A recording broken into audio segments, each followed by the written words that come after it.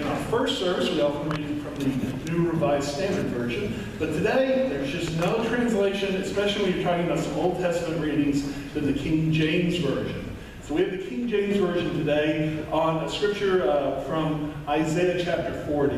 And I'm going to read that now. And I'll tell you why I'm reading it instead of Ellie after I'm done reading it here, okay? Maybe you can figure it out.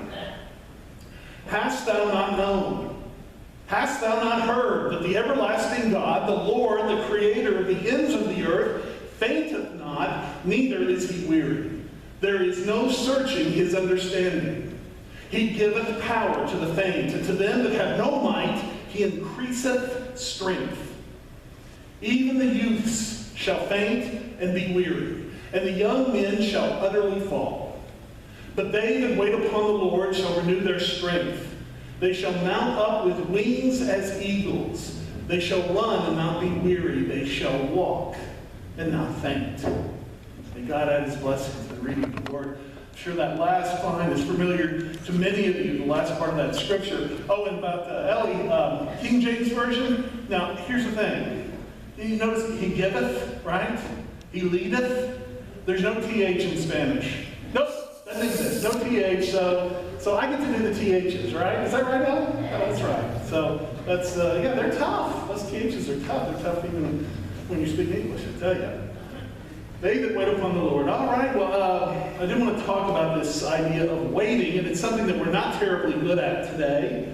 I remember a day, and some of you here of a certain age will remember this as well, when we would be sitting around having a discussion with family and friends, and some question would come up, like, who won the Super Bowl 2 years ago? Or who was in that movie we saw last week? Or when did that historical event occur? And what we would do is we'd think about it, and if we couldn't remember, if we didn't know, if we didn't have access to a reference book there, we'd say, oh, well, we'd shrug our shoulders and say, that's it, we don't know. Well, that's not the way it is today, especially in my house. Something like this comes up, and we're around the dinner table, all of a sudden 4 iPhones pop out, or iPads, or laptops, and everybody starts Googling, right, and figuring it out, and there's a little race that goes on to get the answer to this question that we have. And we get it immediately. And what an amazing thing that is. It's such a blessing to have access to trillions of bits of information that's floating out there, not having to wonder, not having to worry. And it's a good thing, but I think it does make us impatient. We are used to, in our world, getting information immediately. We want it, we Google it, we find it out. And this kind of goes hand in hand with the idea of wanting to be able to be in touch with people all the time. I remember the days when, of course, I remember going off to college, and I'd be in college, I wouldn't talk to my parents for weeks. And then when I'd call them, they hated using long distance so much that the conversations were like 3 minutes. But now we're in touch all the time. My mom follows my dot all around Shreveport on her iPhone. We are in touch. And if we can't get in touch with somebody, we start to worry, right? We call them and we text them, and then we post something on Facebook, we send them an email. We want a response. We don't want to wait. Here's something that happened here at the church not long ago. And I'm a little ashamed. I was actually played a big part in this. Somebody came into the office one day and said, hey, we were trying to get a hold of this church member, and we haven't been able to get a hold of her this morning. And usually we can get a hold of her. I wonder what's going on. And so we called her, and we left a message, called her house, and then we called her cell phone and left a message there. And then we started calling her friends, just to see, maybe she's out of town or something. And so we called a bunch of her friends, and they started calling her home phone too, and checking in with her. Then I started getting worried, and I was saying, well, maybe I'll just go out to her house. And so I did. I drove out to her house, and knocked on the door, and I looked in the windows. I was trying to see if she was there, and I couldn't see her. So I went back to the office, and we were worried and still calling people. And the punchline to all of this is, she was at the movies. That's it. She was out of touch for like 2.5 hours, and we freaked out. We couldn't imagine that. When that never occurred to us that she might have just gone to the movies that day instead of doing something else she normally had done. We want to be able to get in touch with people. We are so impatient. And we can be with all the technology that we have. Is it possible then, and maybe this precedes all the technology, but is it possible that we get a bit impatient with God? we get impatient with God. We ask God for something, we make a request, and do we expect it to be like Google? I think I do sometimes. I think I pray to God, I ask God, give me strength for this service, this funeral service we're about to have. Give me, Lord, give me the courage I need to make it through this difficult moment in my life. Give me the healing that I need for this ache that's in my heart. And there's a part of me that kind of feels like what I'm doing there is I'm typing in this request to God, like on Google, and I'm hitting the button, and that's the kind of response I expect. There's the response right there, and that's not always the way it is. In fact, most of the time, God gives us the chance and the opportunity to wait. To wait. It's something that maybe we can look at as a positive in our lives, because it sure does seem to be the way that God works in this world. God makes us wait. We pray for strength to overcome some challenge, and then we have to wait. We pray for healing from some brokenness in our life, and then we do have to wait. We pray for a sense of God's presence in our lives when we are feeling lonely, and then we need to wait. Waiting seems to be an important part of the way that God works with us and with our requests. And why would that be? I mean, we know God can respond to us immediately, right away. God can get right back to us and give us that feeling. And let me say, sometimes God does, at least in my prayers and in my life. But so often, I have to wait. And why is that when God could make it happen right then? Bring me the comfort, bring me the strength, bring me the courage that I need at that moment. Well, could it be that there is a value in waiting? Something good about it. That's the idea I want to explore today. Who can use this? I mean, who does this benefit, this idea of being willing to wait? Well, it benefits anyone who's facing some difficulty in their lives. Anyone who's had some bad news at work. Anybody who's overcoming some challenge. Anyone who's facing a health concern that they know is going to take some work to overcome. And certainly anyone who has faced some great loss in their life, maybe the loss of a loved one. This can all be important, because in all of these situations, quite often when we call out to God, then we are given the chance to wait. To wait on God's response to our request. Now, why is this? What is good about waiting? Well, first of all, when we decide and determine that after having called out to God, we are willing to wait for God's response, we're willing to do that, we make that decision, then we are saying something very important to God and to ourselves. We are saying that we are not going to let the first defeat be the final answer. We are not going to let the first defeat be the final answer. We know, we believe something better is coming. Something good. That God is going to answer this prayer. It is going to happen. And we set our minds to it and we say, I am determined now to wait and see how God is going to move in my life. To wait and see how God is going to bring this miracle that I'm asking for into my life. I'm willing to wait. See, that's one of the problems. And so often we're just not willing to do that. If we don't get it immediately, then right away we start looking in other directions. We start looking for other things to make us feel better instead of being willing to wait on God. Being willing to wait on God's answer to our prayers in our life. Well, this is something, a lesson we learn, I think, from this story I told the children today, or alluded to. It's actually the story of the man by the pool at Bethsaida, and his willingness to sit and wait for a miracle. And he waited a long time. And think about this. Think about how many of the stories in the Bible, and you can probably think of a few, where the miracle happened, but people had to wait for it. Think of Abraham and Sarah, waiting for their Isaac. Right? They had to wait for that miracle to occur. Thinking about the woman who was ill. She was hemorrhaging for 20 years, and she had to wait for that miracle to occur. And here again, another man that Jesus encounters along the way that was waiting for a miracle, and then who should come into his life but Jesus Christ, God's Son, our Messiah. He encounters him, and Jesus brings him full and complete healing in his life. Because sometimes it is the willingness to wait for the right miracle at the right time. The miracle that's going to bring that full and complete healing. Again, this is not an idea of this is an idea of making a real declaration, a real statement. Our willingness to wait is our understanding and our belief that it is going to happen. But this is the way God works. Let's use this waiting. Let's make sure that it's something that can become in our lives holy to us, something that can be sacred. So, okay, let's say I've convinced you, waiting, yes, we're going to do that. I'm going to pray to God. When I pray for healing, for strength, for comfort, I am going to be willing then to say, all right, I am ready to wait for this feeling to happen in my life. And we're going to wait for God to bring this into my life. So now what do?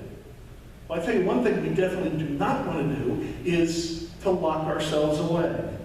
To lock ourselves away in some room, either literally or figuratively in our hearts, and wait for this healing to occur. Because I'll tell you, if we're expecting God to do good things for us, if we're expecting God to bring us miracles, we should be out there looking for them. We should be, and how do we do that? Just get out there and do something. Do really anything, but especially do something of service and of help to other people. You do that while you are waiting. Not only does it take your mind off your worries and your concerns, but it also is a benefit and a help to others. You know, the disciples, after Jesus died, did absolutely the wrong thing. They locked themselves away in a room filled with their own fear and their own worry and their own sadness, and that's where they were, locked away, not doing all the things that Jesus had taught them to do, like preach and teach and heal and bring hope and bring comfort and feed people who are hungry. None of these things were done. They locked themselves away. And how sad that is to think of the disciples locked away there, and how easy it is to believe that if we're going to have to wait, that means surrender. Waiting does not mean surrender. Waiting does not mean doing nothing. Jesus knew this, and that's why he broke into those disciples, locked away in that room, all the windows boarded up, and suddenly there was Christ. And he was there with them, and one of the first things he told them was, get out of here. Get up. Get going. Get up to Galilee. And I'll come up there, and I'll talk with you, and I'll teach you, and we'll be together in Galilee for a while. See, Jesus wanted to get them up and get them going. That's what they did, and that's what we need to be willing to do too. We need this activity. I like that old advice that you hear from people that are good wilderness rescue people. Let's say if you're in the wilderness and you're lost, and you don't believe that anybody's going to come and find you, they're not going to be able to track you down. Well, one thing you can do is to follow a river. You get on a river and go down that river, and eventually you're going to get to a settlement. You're going to get to a road or some civilization. It's just bound to happen 99% of the time. That works great. Well, and if you can't find a river, what do? You look for a stream. Follow the stream. Follow the little thing. Leave it a dried up stream bed. Follow it down. Then you'll find the stream. Then you'll find the brook. Then you'll find the river. So often when we face some great discouragement in life, some moment where everything is going wrong, some time when we are feeling unappreciated, some time when we've lost somebody we love, at that moment we look around and there is no river of comfort. We pray to God that God will comfort us, but it's not there. And we may not be able to find that. There may be, and there likely is, if your lives are anything like mine, if your experiences are anything like mine, there is some little brook right there of comfort. But God has a way, I've noticed, of coming to people who, especially people who are suffering a great loss, and giving them little signs of his love. Now, he's not taking their anguish away. He's not taking their anger away. He's not taking their fear away. All of these things that are needed and necessary to work through a time of loss, but he is giving them little signs of hope along the way. Maybe it is like literally a sign that we see. I remember two of the funerals that we've had here at the church that were very personal to me, because both of the men were really good friends of mine. I remember on both of them, as I came back to the church, there were beautiful rainbows in the sky. Those two funerals that were difficult for me, and there were these rainbows in the sky. And I've got a picture. One of them was right here at the church, and there was a beautiful rainbow after the service right over the sanctuary. To me, that was a sign of God. That was God giving me a little sign of hope. That God was with me. God was with these families of these people that we had lost. There's so many little things we can grab onto. It may not necessarily be a rainbow in the sky or a beautiful sunset. It could be simply someone there, a friend that you can put your arms around and you can lean on in that moment. A family member that shows you some particular sign of affection and love. That's what we need to look for. Follow that little brook down. Sometimes we stubbornly get to those brooks and we follow them up instead of down. We focus so much on ourselves, on our own misery, on our own grief, that we don't go down to that river of comfort that God has available for us. Let me tell you what we need and what this requires, and what we're really talking about here is hope.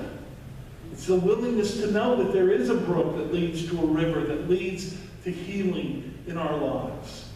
And hope is so important. Hope is basically a good story we tell ourselves about the future. And if we have a good story about our future, my future, here's what I think of my future, we have a good story, then we're hopeful.